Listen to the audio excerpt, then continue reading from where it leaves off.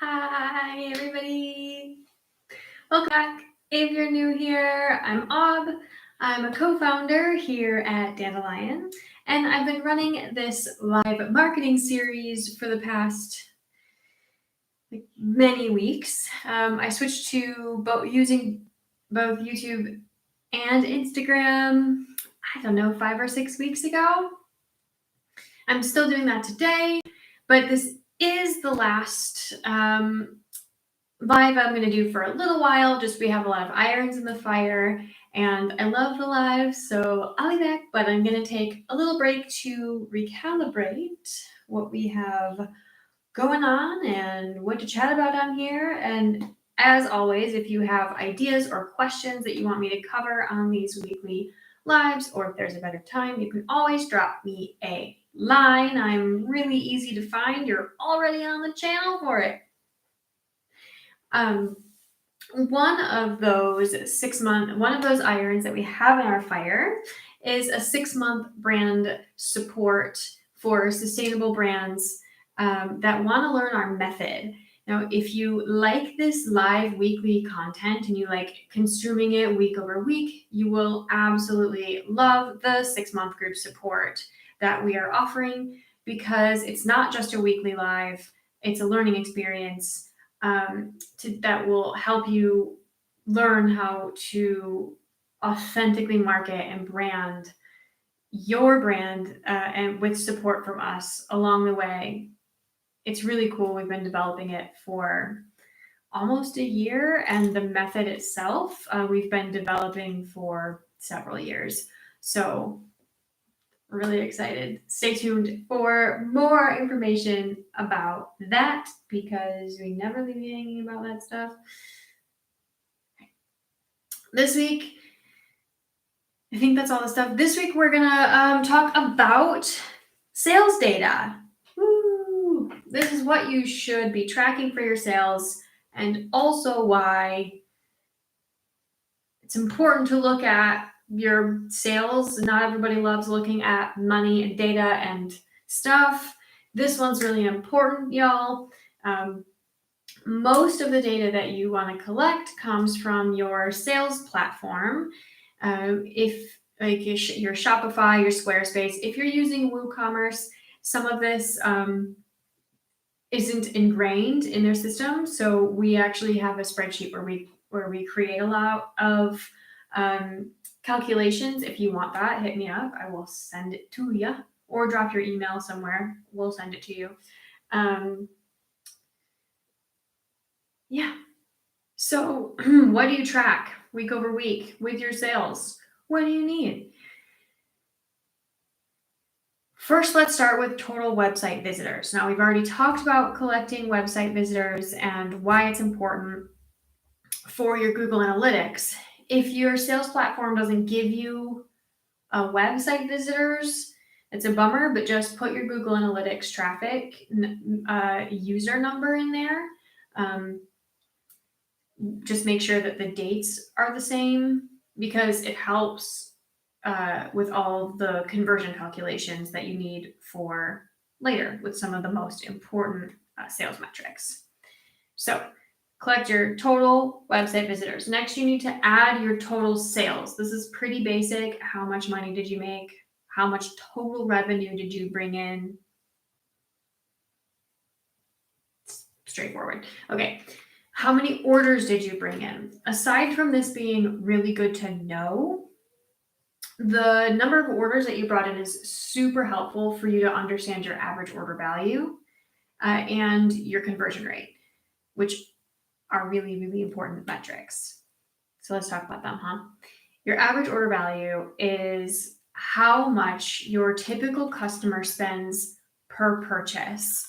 This is important because you can work with different methods, like different shipping rates or different types of sales to increase that AOV. And increasing the average order value, or AOV, is one of the best ways to grow your business and increase your sales overall.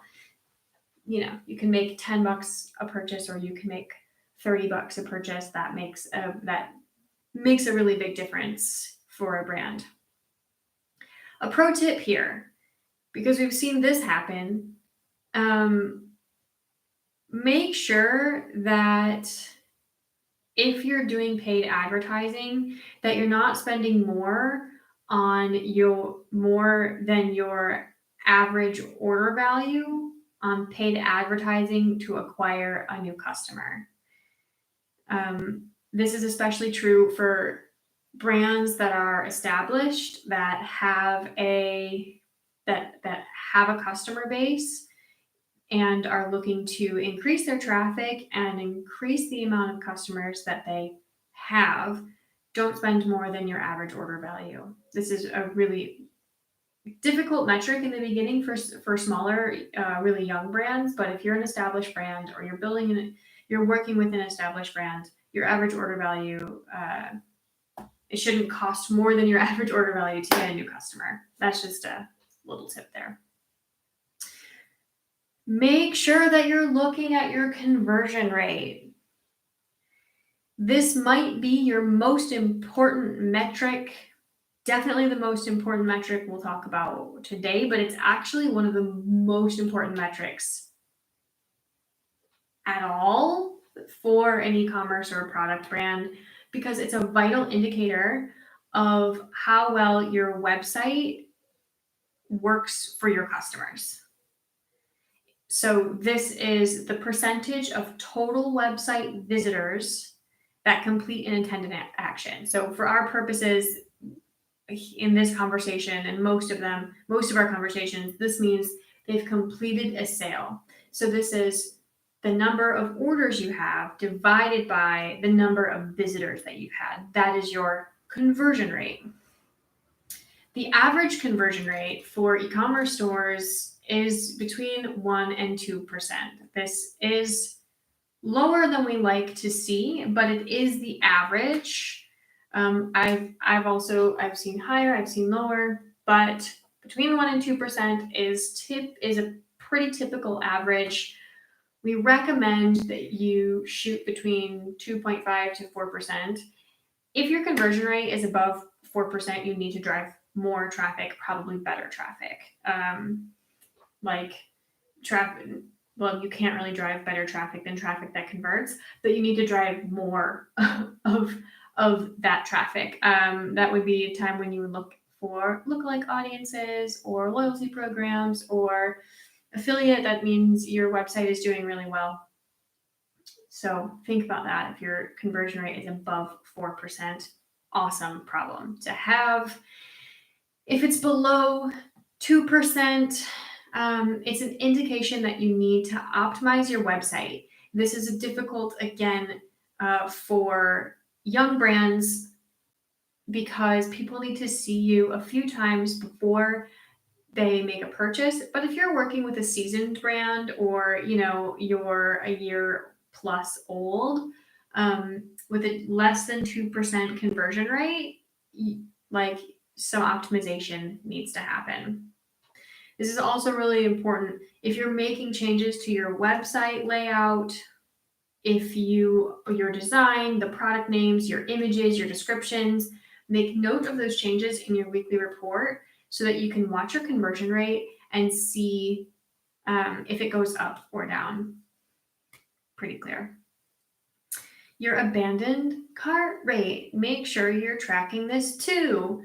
It's really important because in the States, the average abandoned cart rate is above 65%, 65 to 70%. I've even seen some sites, say that it averages closer to 80%. 80% the abandoned cart rate. It's high. That's the truth. Think about how often you put stuff in your cart and then you just kind of leave it there. Most people that come to your site won't be paying customers, right? Your conversion rate is 2+%. Most people that come to your site won't be purchasers every time they come. But and more people that purchase put stuff in their cart and then walk away from it. This is why I always say one of the most important things is an abandoned cart email flow. You can also now there's like WhatsApp connections or ManyChat through Facebook if your audience is um, on a messenger platform more often, but at least the abandoned cart email flow is vital. It will really, really, really, really help you out. Another thing to track is your repeat customer rate. The reason we track a repeat customer rate is because you want to get customers to return, because if they place a second order, they're more likely to place a third order. And if they place a third order, they're more likely to place a fourth order. And all of a sudden you have the most loyal group of people ever for your brand. They're stoked for you, that they like want you to succeed. They read all your emails, they're engaged with all your content. Those are the best people. But if you're only seeing repeat customers, it likely means that you have a traffic issue. Figure it out. Figure out what a traffic issue could be. Right? Okay. Your top product sold. This is something that your cart should just tell you. What's your top product sold? We track this so that you know what products stand out best to your audience. This is especially interesting if your product pages aren't all set up exactly the same. So if you notice that one product that's slightly different is set up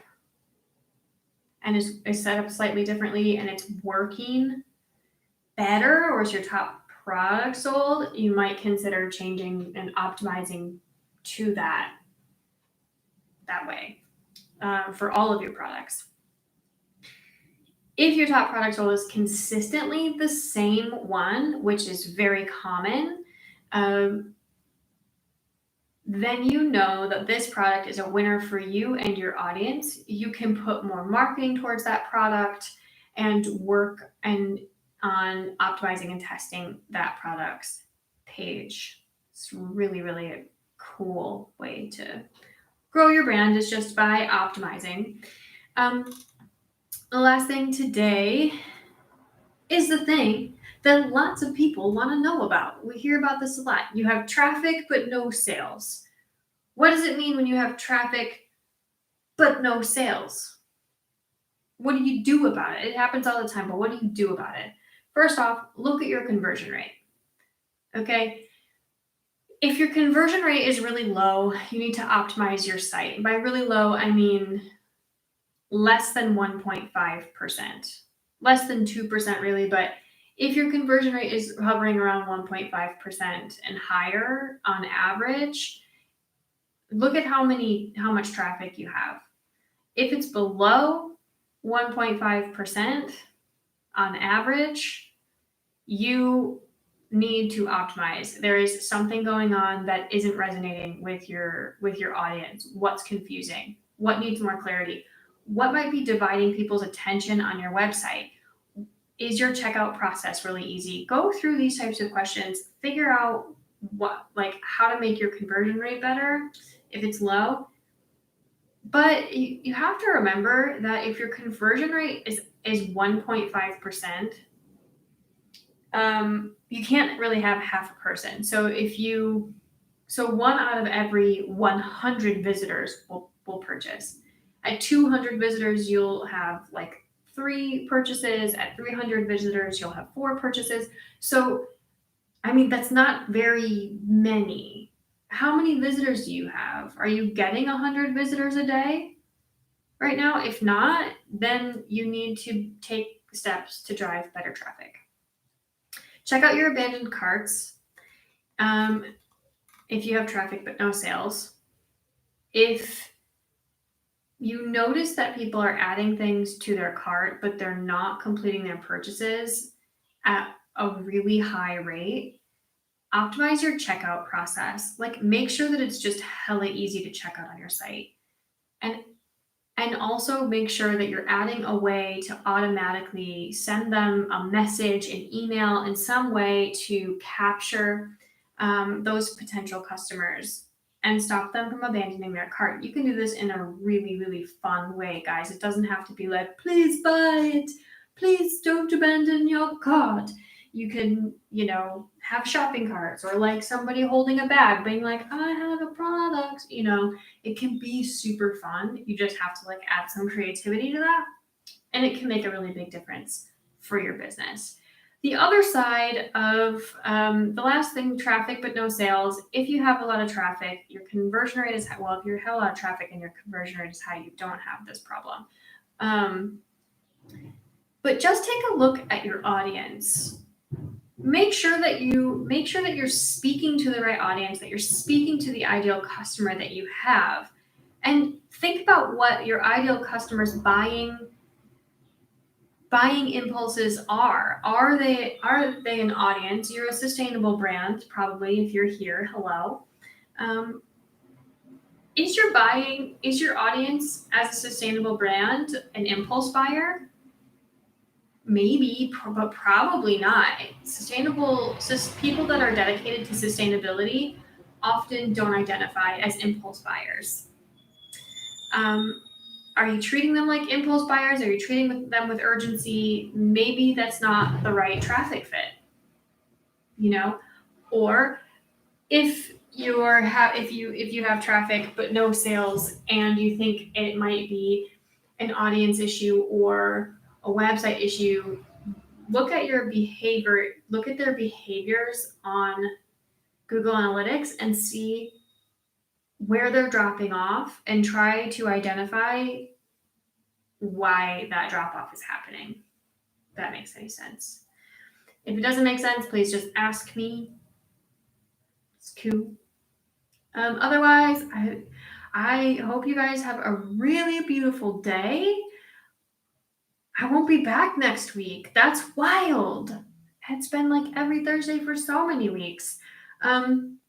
But I'm always available, and I'll be back at some point. Watch out for the Sustainable Brand Social Hour, because that's going to be something that's really cool coming up that you don't want to miss.